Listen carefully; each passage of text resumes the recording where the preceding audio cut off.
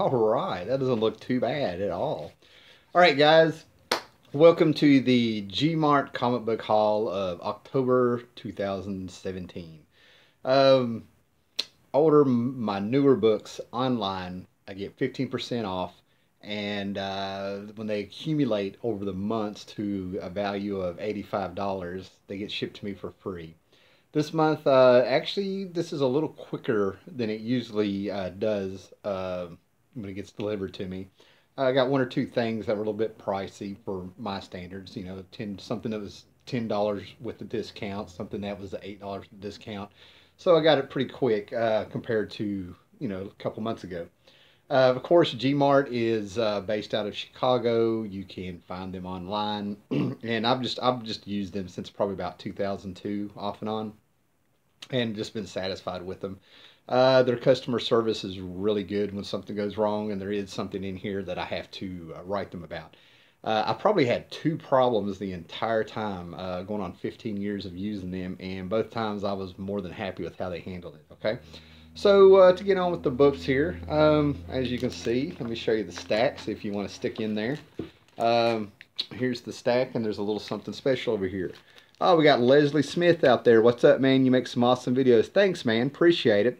Brian Spaceboy. Hello, Howler. All right. What's up, guys? Thanks for jumping in there. Basically, I'm shooting this because I want to read some of these books and hurry up and get them put up in the back. Okay. First thing I got, we'll do a few indies here, man. We'll do the Albatross Press books and stuff, right? Number 5 of Spook House, right? I have all 5 issues. This is from Eric Powell's company, and as you can see, there's several creators on there and stuff. And Eric Powell really is influenced by EC, old school EC comics and stuff. But he also has like this wicked sense of humor, dark humor and stuff. So with it being Halloween and things like that, I think I want to whip out all the previous 4 issues and finally sit down and read this. I think it might be an anthology series, like there's 2, 3 little stories in there. And as you can see on the cover of this one, I was a grade school mummy.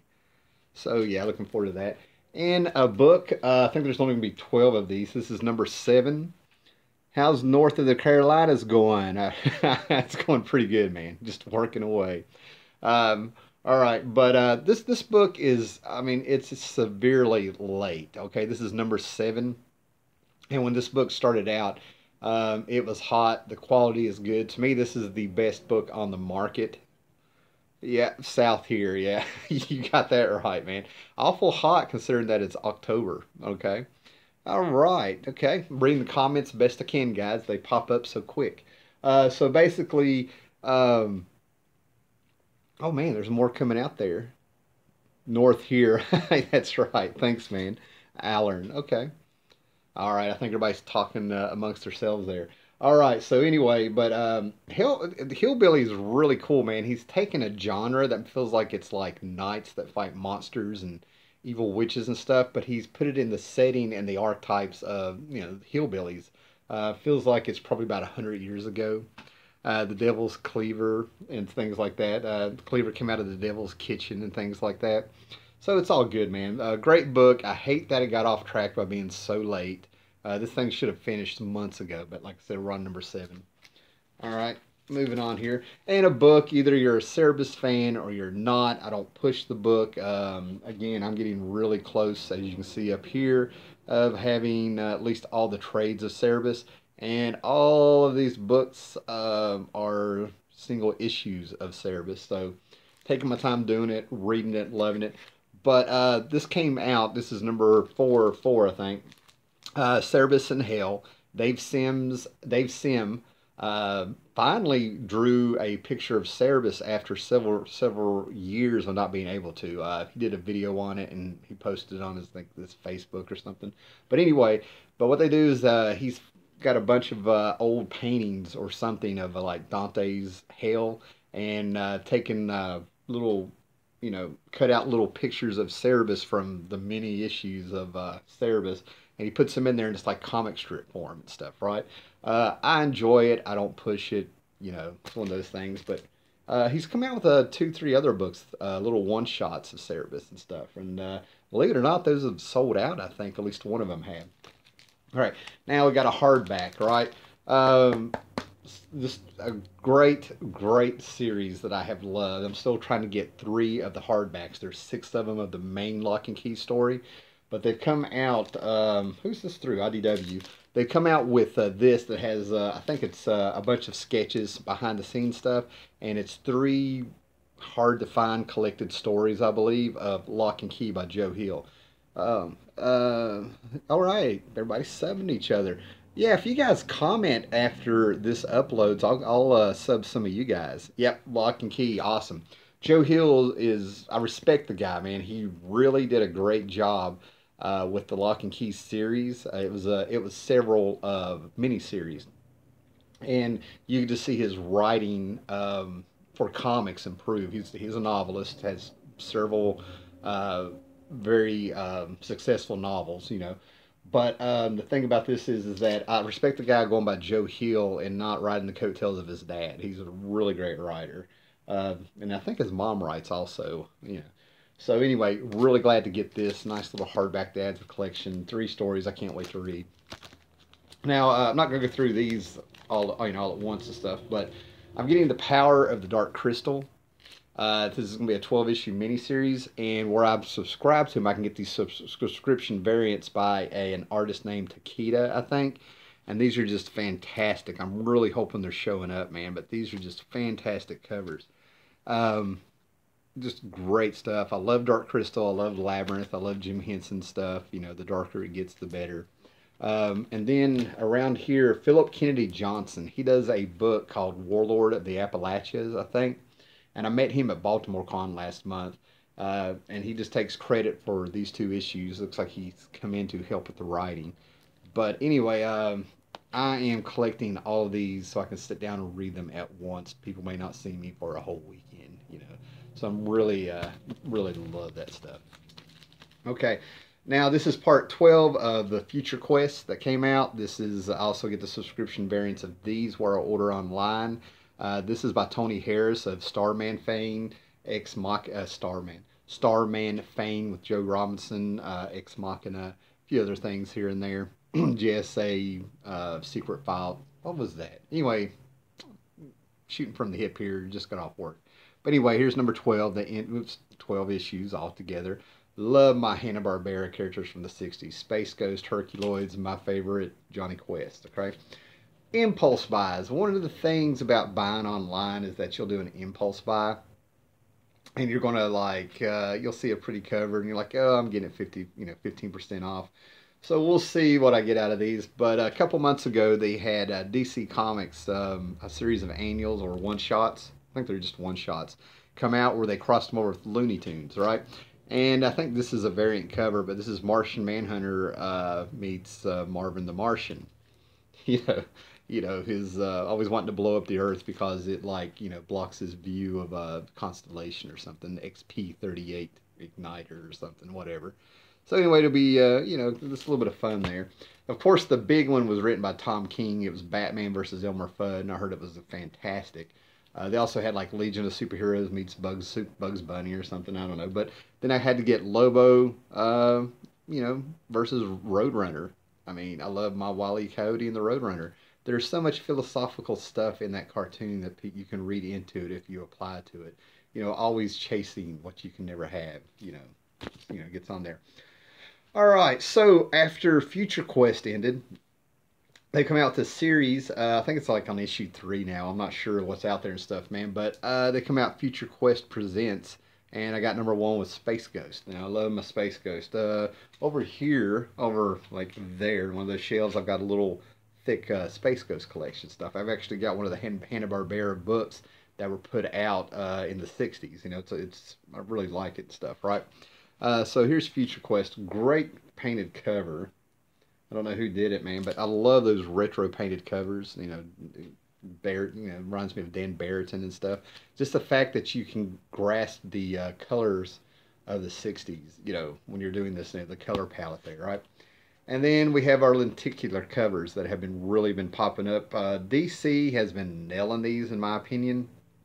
And I like how they're saving them for actual events that have to do with the Watchmen coming into DC and stuff. It makes it a little bit more special. All right. But I've been waiting. I've already read this online, but this is the last part of the Button, Flash number 22. See if that shows up. But it's you know, Return of the Golden Age Flash, and they've taken his original cover, and then they, when you use the lenticular, you know, little angle there, you know, we get our updated version. You know, Return of Hope. Who is this tether into the real world coming out of the Speed Force?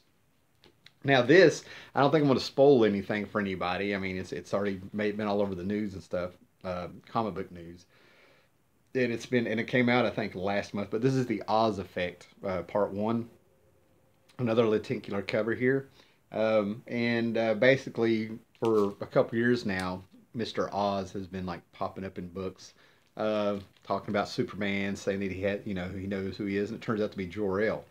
A lot of people were speculating it was going to be Ozymandias. I personally think that was a smart move to not have it be Ozymandias from The Watchmen. All right, it's a very smart move. Marvel's lenticular covers are not so great. Yeah, yeah. I've already seen a few. I've already heard about it. I've heard about the retailers being mad. Again, I've stepped away from Marvel. I really don't talk to them because I don't want to advertise for free with them and stuff. My group of friends in real life and stuff like that, I think they do check out maybe a Marvel book here and there, but basically they've just stepped away. When there's a regime change, they'll be back. You know, Marvel's just too easy of a punching bag right now, and that lenticular cover. I mean, when you screw that up, and how they did the retailers, these retailers had to buy books.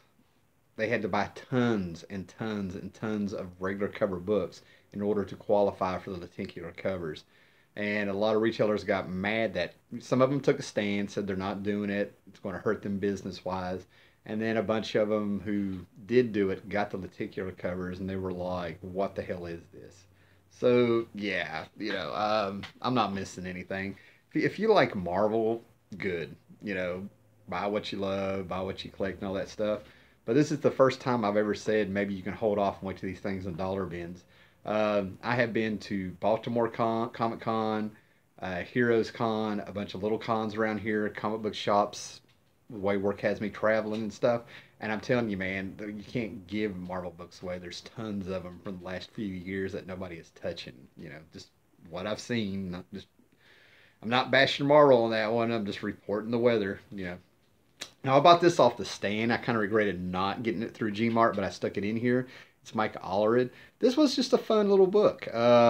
Just if you're a Mike Allred fan, if you're a Batman 66 fan, if you're a Silver Age fan, if you're a Silver Age Legion of Superhero fan, this is great. This is Batman meets the Legion of Superheroes, but it's Batman 66, Adam West and Robin meet. And Mike Allred's style is just fantastic for the Silver Age feel that's in there. And speaking of Mike Allred, all these books I'm showing you right now are the variant covers. I don't think they're subscription variants, right? But Bug, and I should have like whipped out all my Bug comics. I have his first appearance. This is Bug, The Adventures of Forager. This was a character that popped up in, I want to say it was New Gods number 7 maybe. I don't know, back in the Bronze Age when Jack Kirby was bringing out his Fourth World series. I just read X-Men Gold and Old Man Logan. Marvel has not been very good lately.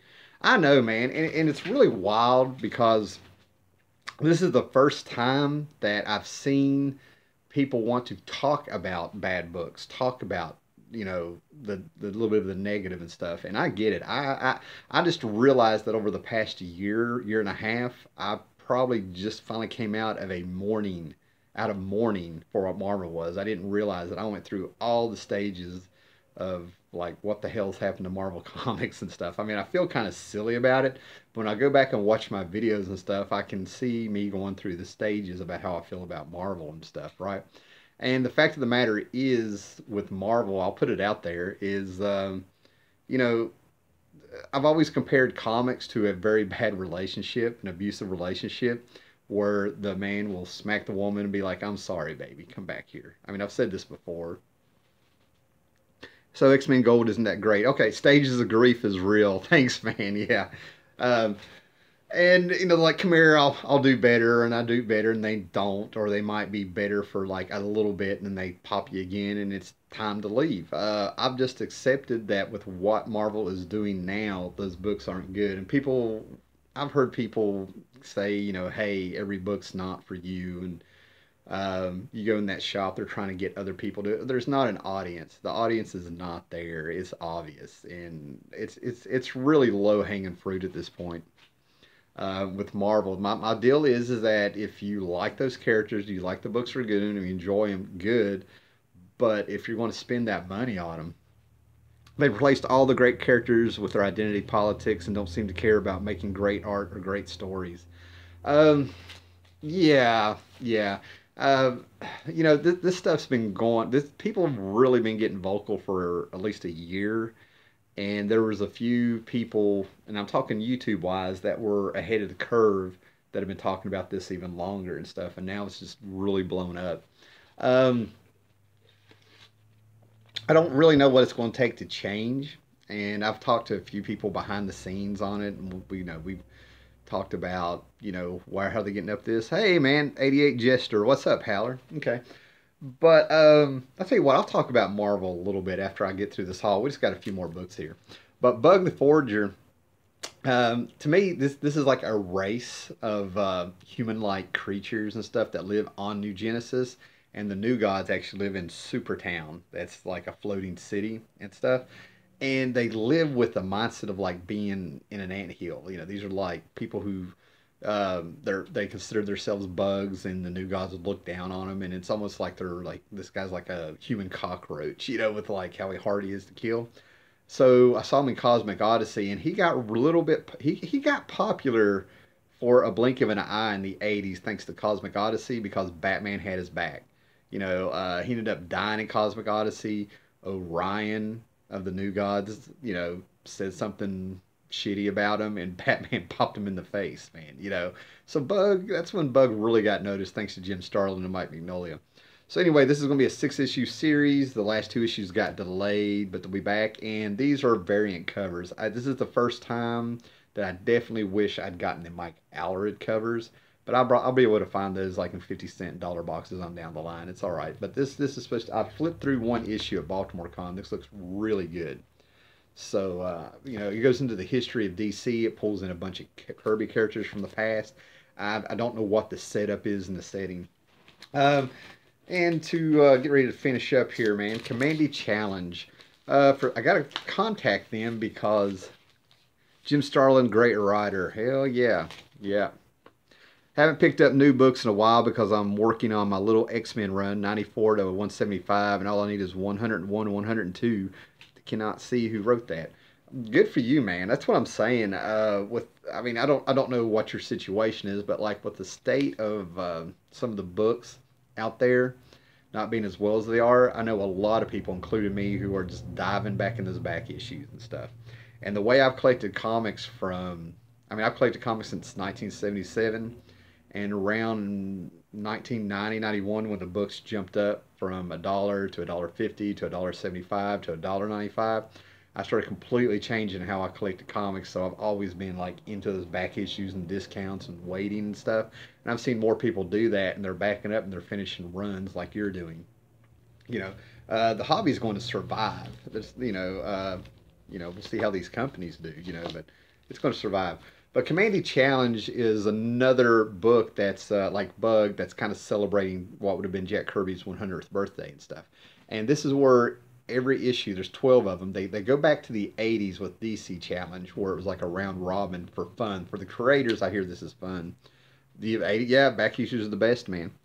Yeah, okay, it was Brian, Spaceboy 227, who's close to getting that fantastic X-Men run there. All right. But what they do is each creator, a new team comes on, and the team before them will leave a cliffhanger, and then they have to solve the cliffhanger, write a story, and leave another cliffhanger. It makes for a very uneven read, but, it's all for fun and stuff, and I'm a huge Kamandi nut. When every DC book looks better than any Marvel book, the industry is in trouble. Woo! Okay, yeah, let's get through this. If we're going to talk, we'll talk, man. We'll do this, okay? Kamandi Challenge, right? Number 5. And I love Steve Rude, and I have to get a hold of them because I'm subscribed to this. Um, that's funny, man. They're talking about. And number 6, these are variant covers also. Number 7 and number 9 here. Number 8 is not in here, and it's this issue with Steve Rude in it, and I love Steve Rude, so I got to find out what happened.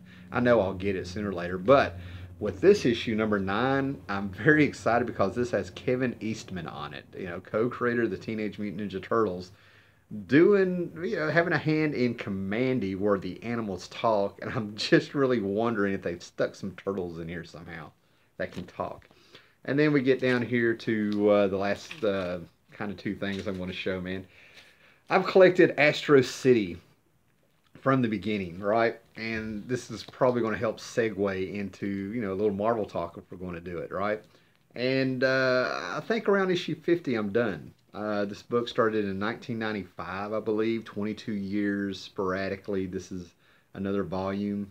And yeah, and right here, this is one of the things I'm going to call, this is a damaged book. And I'm going to get a hold of them and ask them if they can replace it or something. Whoa!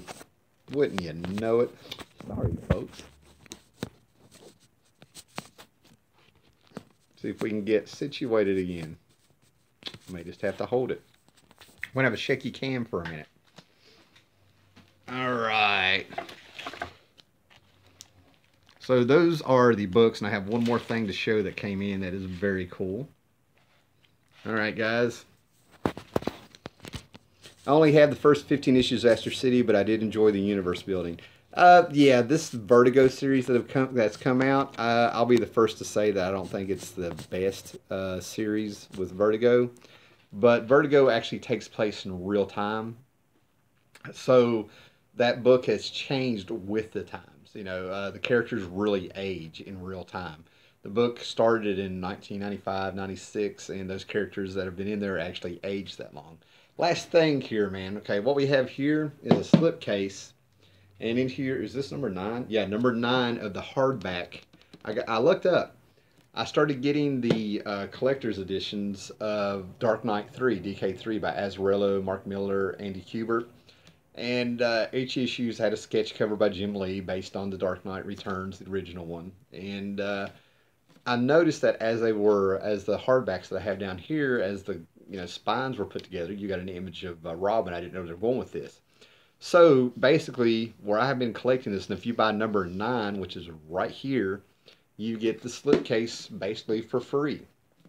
I really don't know if I want to open this and get it out of the plastic. I really don't know. I love this thing. Yeah, thank you. And when I started getting the Masters editions, I was getting, of course, I think they're like $12.99, something like that. And of course, I was getting them 15% off. The regular editions with many multiple variant covers comes with a mini comic that Frank Miller actually drew and I think wrote and stuff, right? The Master editions, you get them in full size, and that's why I really started doing it. So it was a nice payoff. No, I didn't know this was coming. I didn't know that you could get a slipcase when it was all over with. So that is one of the things that is really cool about when you collect what you love. It pays off sometimes. Take a little bit of a chance because, Dark Knight Returns, a classic. Dark Knight 2, DK2, split a lot of people up. It seems like I think I loved everything in that series that didn't have to do with Batman. And then DK3 has been a very odd read because it's not spectacular, but it's like a satisfying read. You know what I mean? It's not mediocre, but it's not fantastic. It's just, I think it's a solid little read if you like the Dark Knight universe, Frank Miller's Dark Knight universe. I think you'd be all right. All right, guys. So we got that in there. And I'm not going to say anything harsh, derogatory. Try not to say anything with venom. But if you have questions about Marvel, put them out there right now, with what's going on. A lot of people are talking about DC being better, what's going on with Marvel in the books. It's been talked about. I have videos going back. I made a series of 3 videos last year that I got a lot of that stuff off my chest. And watching what's been going on since then, try not to immerse myself into it, You got to check out Batman White Knight. 10 out of 10. I've heard great things about that. I've really heard great things about that. And yeah, I'll probably end up definitely checking that out. I'm keeping an eye out for it. I'm also reading Mr. Miracle by Tom King. I read a few issues of Tom King's Batman books. He's got quite a buzz going on with him, and I'm going to say his Batman stuff's really not for me. It's interesting, but his Mister Miracle, he's done a fantastic job of doing a series that I feel like I'm reading the movie Jacob's Ladder a little bit. I like what he's done with it. Cool, man. More people are popping in here. So people that are, I mean, the numbers are going up. The people who have popped up in here, um, well, I mean, they're not drastically going up, but we hit double digits. But the people have popped up in here. I'm taking questions now. Some people had some stuff they wanted to ask about Marvel right now, but nothing's really popping up. But I did my haul video. Few thoughts on Marvel. But right now with Marvel, it's exactly what I think I said last year. They're going for a market that's not there. And I was talking to a couple of my friends, and one person had this fantastic little phrase that they talked about. They said their dad or his granddad used to tell me. It's not that Marvel thinks they're right. It's that they're convinced that what they're doing is working. And it comes back to the goals. You know, with us, we kind of look at it as a business. We look at it as popular characters. We're looking at, that company should be big and successful. Their biggest enemy isn't like the fans, like they try to point fingers at. It's their own history and success. So to me, I'm kind of wondering what are they considering a success because it's definitely not sales. It's not sales. Um, I don't know how they're not sweating this.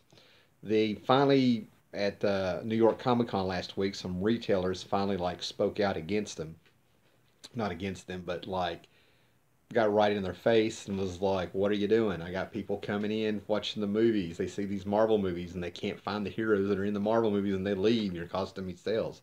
It's one thing to sit there and point fingers at the fans and want to blame them for not liking what you're putting out, but it's another thing when you make the retailers mad who are actually the ones that order your books.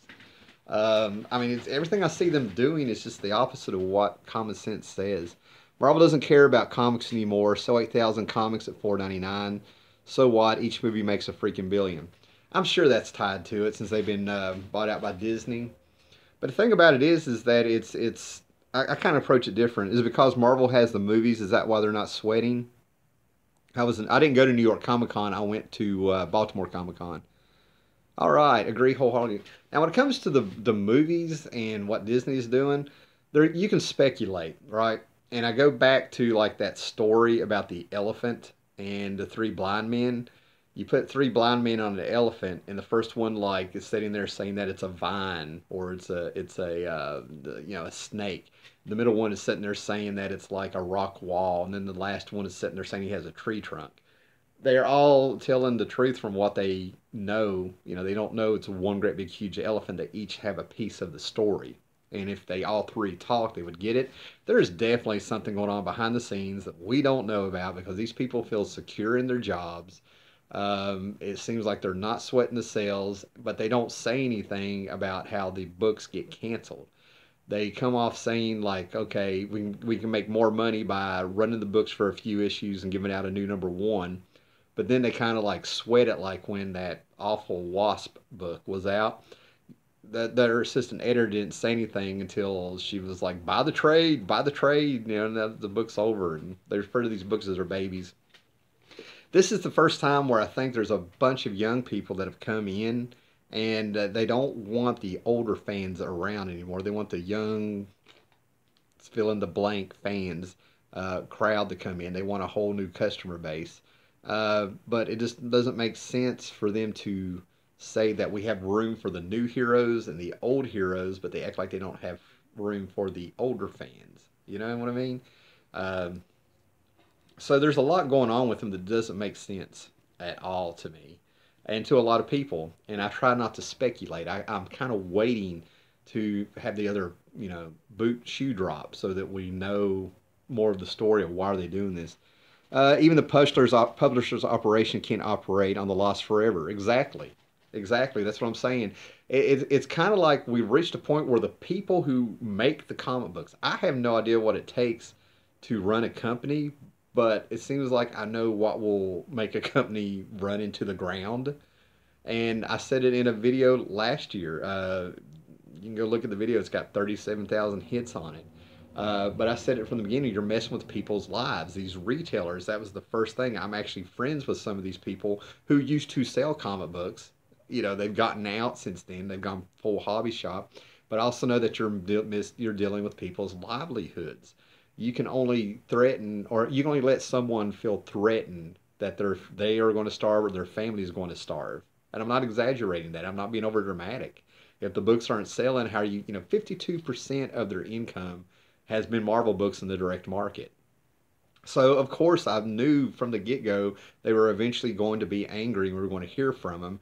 And it's taken a little bit over a year since I said it. That was my main gripe about is that you're messing with people's livelihoods. You know what I mean? If you don't have a place to sell your comics, nobody's going to buy your comics. And now you've pissed off the people who actually directly order your books, and you're not listening to them. I mean, and the other thing is that there's a lot of people they don't speak out, they just move on. But there's a lot of people who have watched this at least over the last year. If they've been paying attention, it's been happening for 2 or 3 years. And if once you start digging, you'll see it's been coming for a while. And it's running them off. There's people that don't make YouTube videos. There's people who have walked away from Marvel. There's people who, it's not so much they quit buying comics, they've gone to DC to get their fix.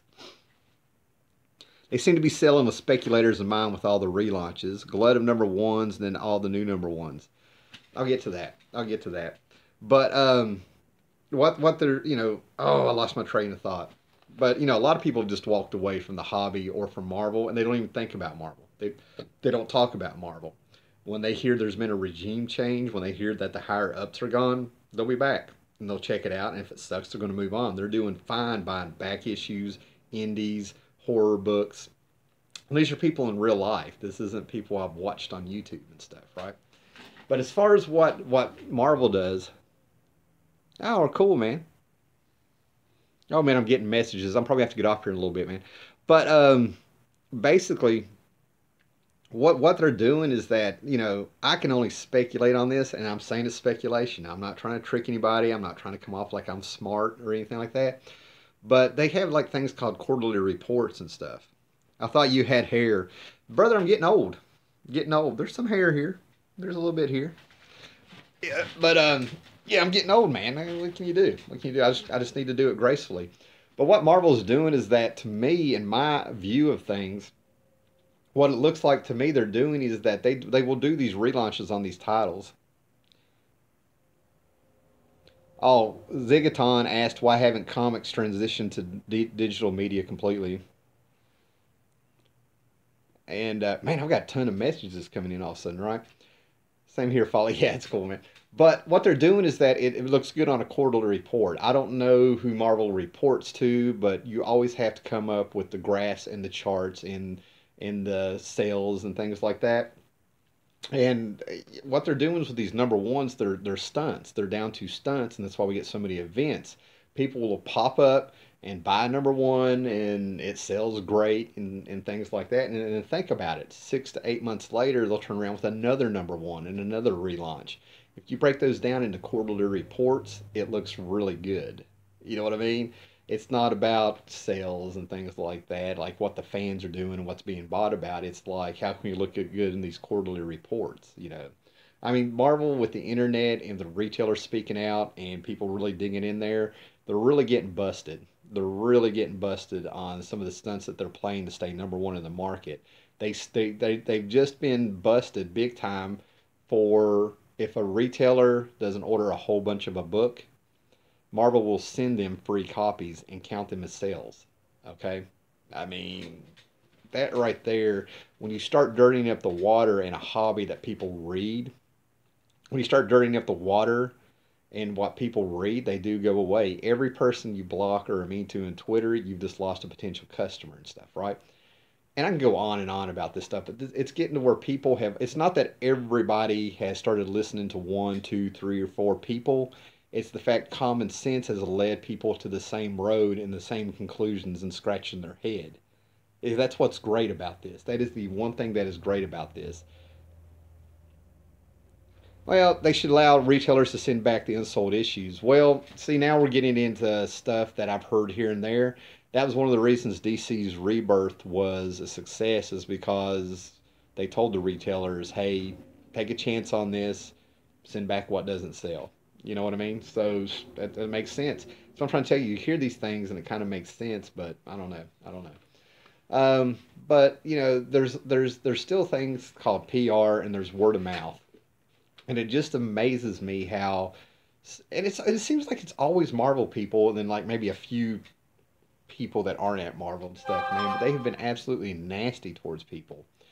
And word of mouth is definitely something that a company needs to depend on, especially in the year 2017, where word of mouth travels in a tweet. I laugh at people that think that they get so caught up in something that they think they're going to change the world a tweet at a time. You know what I mean? I really do. Or a Facebook post is going to change somebody's mind on something and everything like that. But when it comes to like communities and collecting and comics, yeah, I'll get to the digital stuff here in a minute. But when when it comes to like people will use the internet to check out a car. You know what I mean? They get on here. What have people been? What are customer reviews? If they're going to buy anything, check out a neighborhood or anything like that. People will get on there. A restaurant, even a restaurant, man. But there's things out there where there's consumer reviews out there. People do their research and stuff, right? And so yeah, when you're a business, you might want to try to keep something good going on there. Through word of mouth and stuff. So when you use block bots to like block 5,000 people, 3,000 people, one person, what are you doing? You're pushing them away. I've stopped collecting comics because of how some of these creators have acted. Not that I have the moral high ground, not because I'm holding them to a standard I think they need to do, but because from what I've seen now, when I pick up their book, that's where my mind goes. I can't escape into it. I'm like, I'm giving my money to this asshole. You know, when was the last? I don't ever remember reading comics and worrying about something like that for the last 2 or 3 years ever. Before the last 2 or 3 years ever. You know. So the thing about it is Marvel is low hanging fruit now. The biggest thing that they have done is lost respect that they built up and earned going back. Not with the people that are there. This was all set up years ago. They built their fan base. They earned respect. Marvel, you get a good payoff. You get a good story. If something sucked, it was like, okay, they will do better. Y'all can't be winners and stuff like that. They took some chances. They brought in new talent. They built up a lot of people in the industry. And now all of a sudden it's like, what are you putting out? So that's what I'm saying. Marvel's true. There's been talk amongst people like that I talk to in real life and stuff like that, and we all came to the same conclusion. All Marvel has to do is stop calling themselves Marvel. But it's a brand name. It's tagged onto those movies and stuff like that. If Marvel really wants to change, if they really want to be the window the things they see out their window in the real world and stuff, stop calling yourself Marvel because you're not Marvel now. So yeah, um, I mean I can go on and on about it. DC uses imprints. Marvel should too. Yeah, but a minute ago somebody asked why haven't comics just gone straight digital, right? And there's a couple things now that I can only go by people that I know. But Stan Lee of all people, if you've watched me for years, the fact that I'm giving Stan Lee some credit here, you're seeing a moment. He said that comics are like boobs. It's good to look at them, but it's better to feel them in your hand. This book here, right? I have it in my hand. I'm sitting there reading it. I can flip back and forth. I can look at it. I can feel it in my fingers. It's right there. You know what I mean? I can show it to other people versus getting it on a tablet, right? And flip through there and stuff, right? I've done I've dabbled into, the digital stuff, right? I can't resell it. It's one thing to look at boobs, yeah. I can't resell the book, right? I can't let a friend really borrow it. You know what I mean? And some of those digital stuff, it's been years since I looked at it, but the way it felt, the way I understood it, I'm a hands-on kind of guy, right? But the way it is that you can buy this stuff, but it could disappear. And then I finally heard it. I had a friend who said that they have got 4,000 digital books. They really did. I don't know how about they went and got those, maybe promotions. I don't know. But he said he realized he had a library of 4,000 books and he doesn't read them, but he can sit down and go home and he'll just kind of reach over there and start reading the real thing and stuff, right? To me, no, I've never heard of Greg Bo Watson, but for some reason, thank you, Stanley, for the quote. Yeah, quote. But I don't know, man. The digital stuff, to me, if you enjoy it, that's cool. It's convenient. You're stuck in, driving. You're stuck on a bus. You're stuck somewhere. You can whip out your phone, whip out whatever, and play around with it, pull it up. A lot of work goes in those. But to me, it's like it's a commercial and a teaser for you to want to get the real book, to get the substance, your hands on it. You know what I mean? There's been a few things that if it wasn't digital, I wouldn't have ever really tried it before, but it just made me want to get the real one. So to me, it's actually a commercial. Um, Now, the younger generation, whatever you want to call them, the new people, if they like it, appropriate. Some comics online, and I don't read many of them. Yeah. Now, there's a big thing that's been going on is like web comics have been coming up a little bit, and I like the idea of web comics. The idea of web comics is the fact that it's self-published and they can get their stuff out there, and it's bound to be cheaper than publishing up 3,000, 5,000 books on your own and hoping they sell. American Barbarian by Tom Scioli ended up starting out as a web comic, and it finally got collected into a hardback, and it's fantastic. So that's what I'm trying to say. It's not something I want to see disappear, but I think it's one of those things where eventually, if you have something of substance and it's new out there, it's just a stepping stone to actually getting it published. Yeah, I still from the Pirates Bay, comic artist from Greenville, South Carolina. Oh, I can't see it.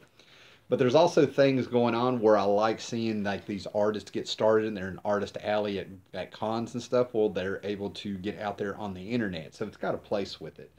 And to me, it's like a talent pool. If you watch wrestling, some of the greatest wrestlers learn the craft in the indies and the regionals that are regional areas that are still around, and then they make the big time. And that's to me what web comics and stuff can be. For that guy who's like, I want to get my foot in the door, and they work their way up into the digital stuff. Okay, man, guys, I'm gonna have to go here in a little bit. We're going on 42 minutes. Wrestling. That's right. It's not wrestling. It's wrestling. All right, guys, you got any more questions here, man? Because I'm going to wrap it up here in just a minute. I've got messages coming through. And actually, I got dinner to cook. I just realized I had to eat. Pirates Bay comics are for the nuclear winter. At least that's what a friend of mine says. I've never checked out Pirate Bay comics, man. Okay, guys, just a few more minutes here. So let's see if we get any more questions. If not, we'll wrap it up. Always great to see you guys, and I really hope that this quality that I'm seeing is showing up out there.